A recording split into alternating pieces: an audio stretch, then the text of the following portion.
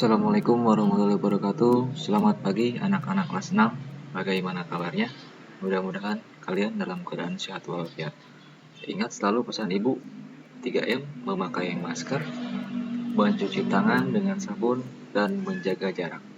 Untuk pertemuan kali ini, kita masih belajar di tema 6, subtema 2, pembelajaran yang kedua.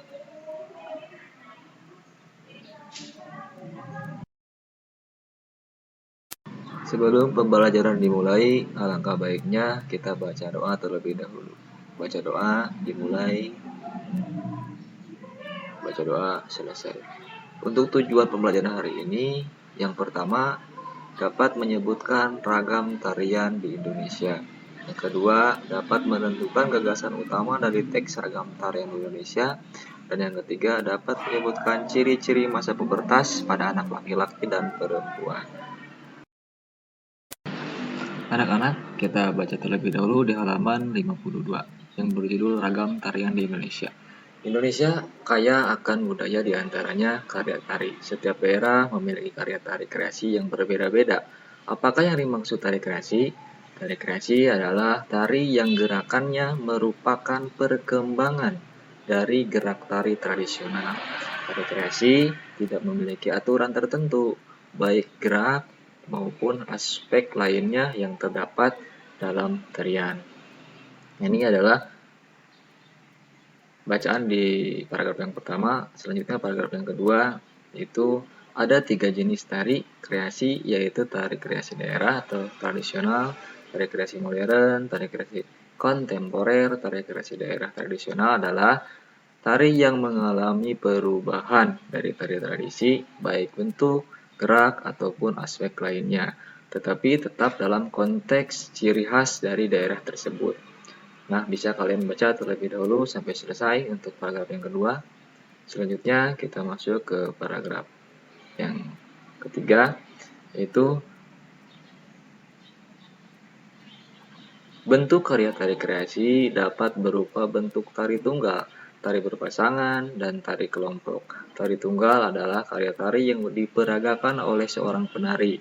Tari berpasangan adalah karya tari yang diperagakan oleh 2 orang penari, atau adapun tari kelompok adalah karya tari yang diperagakan oleh lebih dari 2 penari. Itu bacaan tentang tarian yang ada di Indonesia. Setelah selesai membaca, kita bisa menentukan gagasan utamanya dari masing-masing paragraf. Paragraf yang pertama yaitu tari kreasi adalah tari yang gerakannya merupakan perkembangan dari tari tradisional. Sedangkan paragraf yang kedua, ada 3 jenis tari kreasi, yaitu tari kreasi daerah, tari kreasi modern, dan tari kreasi kontemporer. Sedangkan paragraf yang ketiga, bentuk karya tari kreasi dapat berupa bentuk tari tunggal, berpasangan, dan tari berkelompok.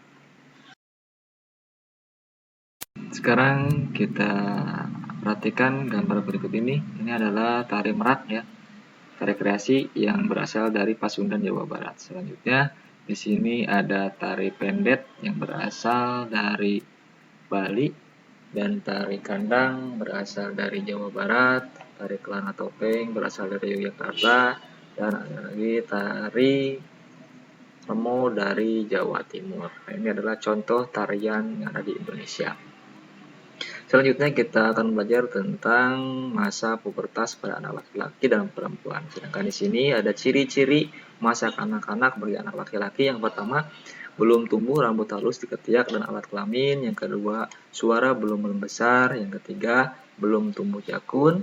Yang keempat, belum tumbuh kumis, jamang, dan janggut. Sedangkan bagi perempuan, belum tumbuh rambut halus di ketiak dan alat kelamin, suara belum melengking, payudara belum membesar, dan panggul belum membesar. Itu adalah ciri kanak-kanak bagi laki-laki dan perempuan.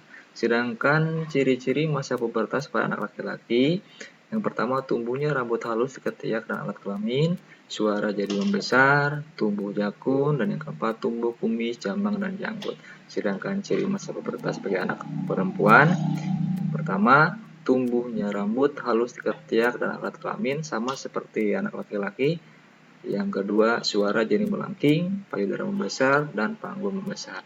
Nah, ini adalah pembelajaran hari ini. Mungkin untuk pembelajaran hari ini cukup sekian. Bapak ucapkan terima kasih. Selamat belajar.